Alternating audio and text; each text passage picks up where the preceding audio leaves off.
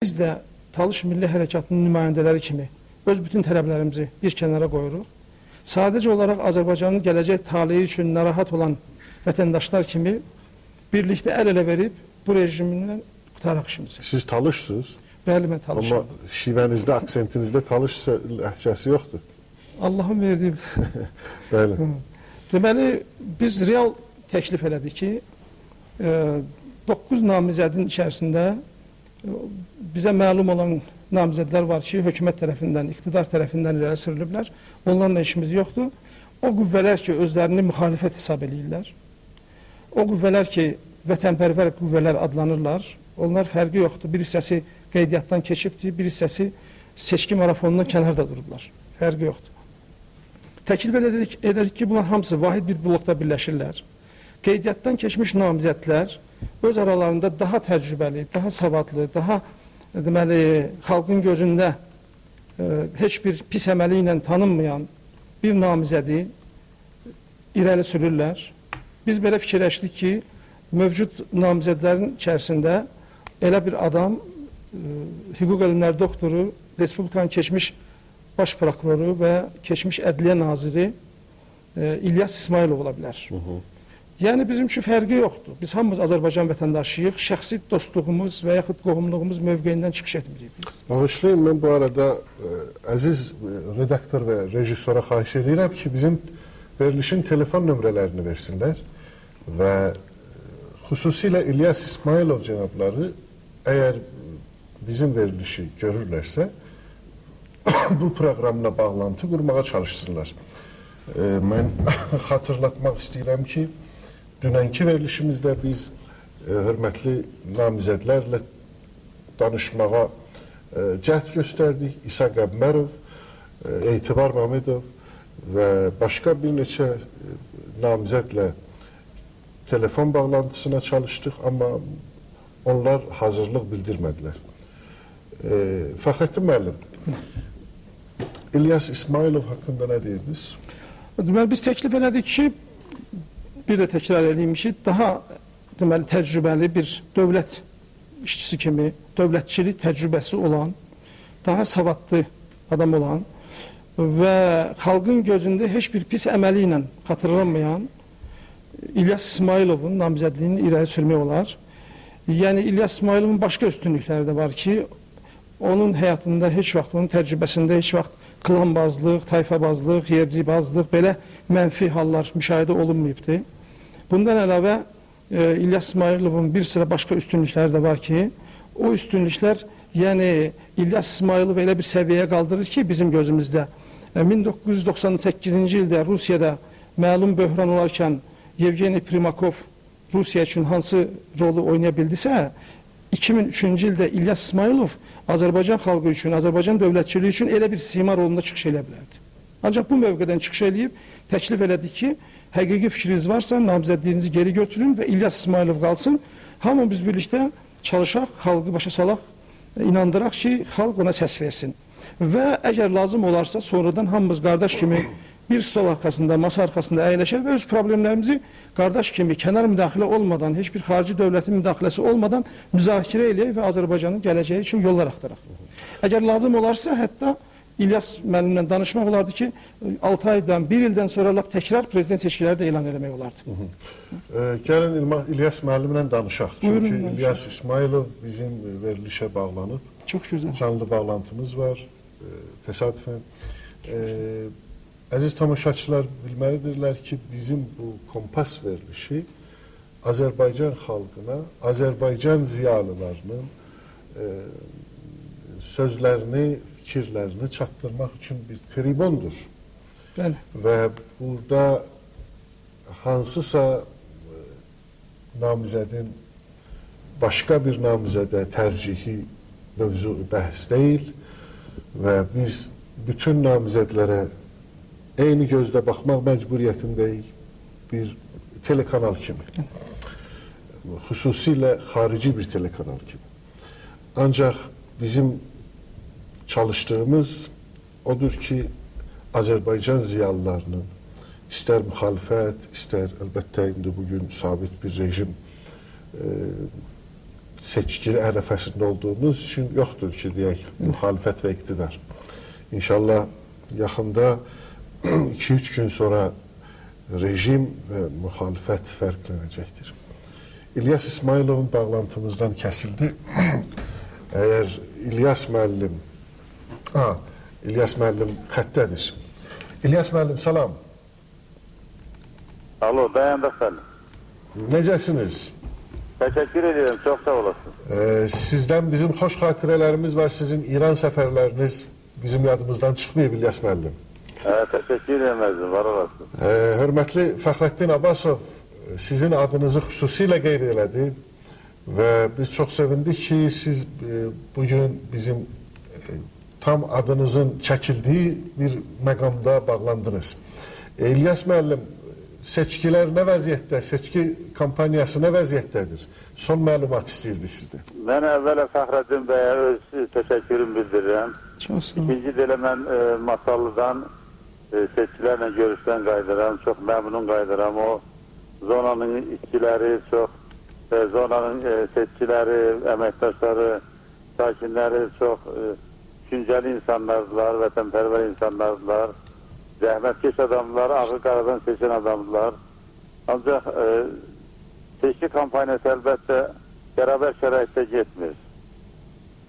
Çətinlik yaradan budur və iqtidar nümayəndələri bizim seçkilərlə görüşümüzün hər cür qarşısını almağa çalışırlar. Bəli, hörmətli rejissor, əgər mümkünsə Fəxrəddin müəllimə bir headphone verin, çünki İlyas müəllimin səsini eşitmirlər. Çox təşəkkür edirəm, hörmətli İlyas müəllim. Niyə bərabər vəziyyətdə getmir, irəliləmir dediniz? Hakimiyyət nümayəndələrinin imkanları bizdən artıqdır. Televiziya kanalları onların sərəncamındadır. Dövlətin bütün resursları onların sərəncamındadır. Müxalifətdə belə imkanlar yoxdur. Televiziya kanalları bərabər seçki təbliğatını aparmırlar mı? Xeyr, qətiyyən. Çoxdur söhbət gedir orada. Bizə ancaq dövlət televiziyadan həftədə bir 10 dəqiqə vaxt verirlər. Ancaq bütün kanallarsa hakimiyyətin nümayəndəsini təbliğ edir. Son vaxtlar hansısa bir nümayəndənin namizədin nəfinə olaraq öz namizədliyini geri verən, geri çəkən bir namizəd oldu mu? Son vaxtlar xeyr. Son vaxtlar yox, xeyr. Fəxrəddin müəllim, sizin sualınız var mı İlyas müəllimə? Mən İlyas müəllimə uğurlar arzulayıram və inanıram ki, xalq öz namizədini düzgün qiymətləndirəcək bu seçkilərdə. Təşəkkür edirəm Fəxrəddin müəllim. Qəzetlərdə və jurnallarda, xəbər informasiya vasitələrində gördüyümüz kimi İsa Qəmbərovla birləşən müəyyən namizəd öz namizədliyini yəni o iştirakını, onunla birləşməsini geri alıb və Demokrat Partiyası indi müəyyən bir çaşqınlıqdadır. Sizin bu barədə məlumatınız varmı? Xeyr, mən ancaq yoldaşlara uğurlar arzuya bilərəm. Çox sağ olun, hörmətli İlyas müəllim. Sizin müəyyən bir son sözünüz bizim proqramımızda və proqramımızın tamaşaçılarına hər cür mesajınız, peyğamınız varsa eşitməyə hazırıq. Mən İranın çiçəklənməsi və İran-Azərbaycan münasibətlərinin mehriban qonşuluq münasibətləri səviyyəsinə qalxmasını istəyirəm və sizə də can, sağlıq, xoşbaxtlıq arzulayıram. Bu barədə əgər bütün namizədlərin niyyətinin belə olmasını biz də təmənna edirik ki, bütün namizədlər Azərbaycanda hər siyasi xadim İran və Azərbaycanın dostluq, qardaşlıq və tarixi birliyini daha inkişaf eləməsini və gələcəyə bu dostluq, qardaşlıq öz damğasını vurmasını arzu edirik sizinlə birlikdə. Çox sağ olun. Təşəkkür ederim, sağ olun özüm. Çox sağ olun. Sağ olun, sağ olun. Fəxrəddin müəllim, sizin sözlərinizdən biz şans da alırıq. Çünki İlyas müəllimin adını çəkən kimi İlyas müəllimlə bağlanmaq şansına da nail olduq. Allah eləsən o birilər də gəlsinlər. İnşallah. Bəli, o biri namizədlər də bizim bu proqramımıza qatılmaları bizim tamaşaçılarımız üçün də xeyirli olar. İcazə versəydiniz, mən o fikrimi biraz davam etdirərdim. Buyurun. Deməli, biz bu təşəbbüslə çıxış elədik, müvafiq müraciət yazdıq və qəzetlərdə dərc elətdirdik bunu. Azərbaycanın bütün müvafiq qüvvələrinə göndərdik. 2 ay demək olar ki, vaxt keçibdir, amma bu müddətdə heç kimdən bir cavab gəlmədi bizə. Kimdən cavab gözləyirdiniz? Bütün müxalifət partiyalarından, o cümlədən şəxsən İsa Qəmbər, Etibar Məmmədov, başqa bütün müxalifət qüvvələrinin hamısına biz müraciət elədik ki, yəni Azərbaycanda ən narahat qüvvə biz sayılırıq. Bizim adımız yasaq elan olunubdur Azərbaycanda, yəni Talış adı yasaqdır. Təsadüfi deyil ki, namizədlərin içərisində siz görürsünüz ki, bir nəfər Talışın adı yoxdur məsələn. Heç başqa bir Kürdün və yaxud Tatın, bir Ləzginin adı da yoxdur.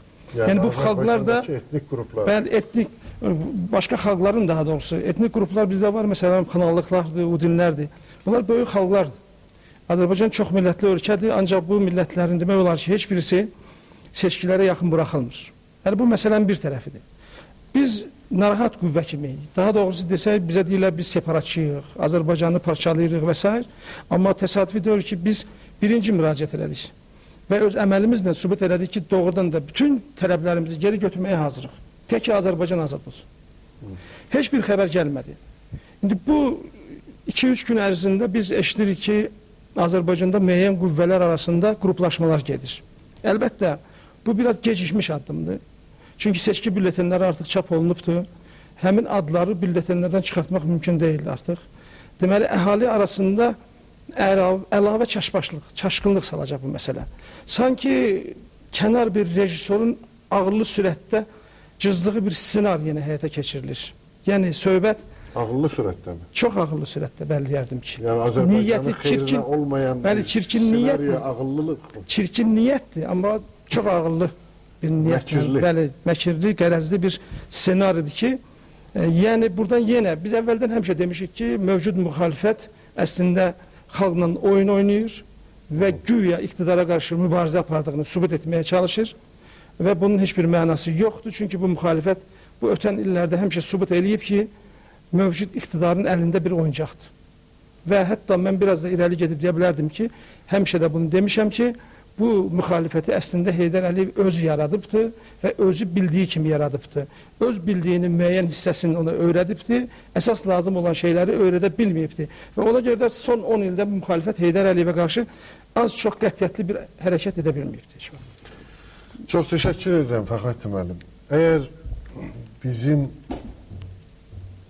rejidə xalqla seçkilər haqqında müsahibə varsa, bir parçasını tamaşa eləyək, görək, sonra Fəxrəddin müəllimlə söhbətə davam edək.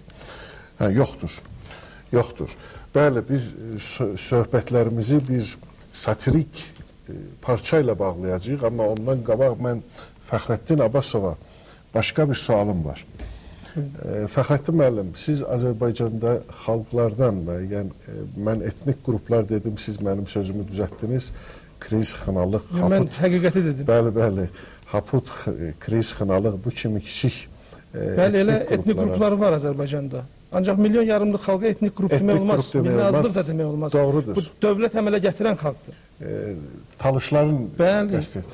Fəxrəddin müəllim, bir telefon bağlantımız var. Zülfüqar adlı bir dostdur sizin tanışlarınızdan. Buyurun. Alo, buyurun. Alo, salam aleyküm, axşamınız xeyir. Axşamınız xeyir, buyurun. Liman şəhərindən sizi narahat edirik. Hansı şəhərdən? Liman, Lənkəranın Liman şəhərindən. Ha, Lənkərandan, Liman şəhərindən. Bəli, Abbasova. Portaj. Ha, ad boy verdi, kəsildi. Kəsildi. Bəli, bəli. Yenə də bağlanması təmənnisindəyik, bəli, güman edilir və arzu edirik.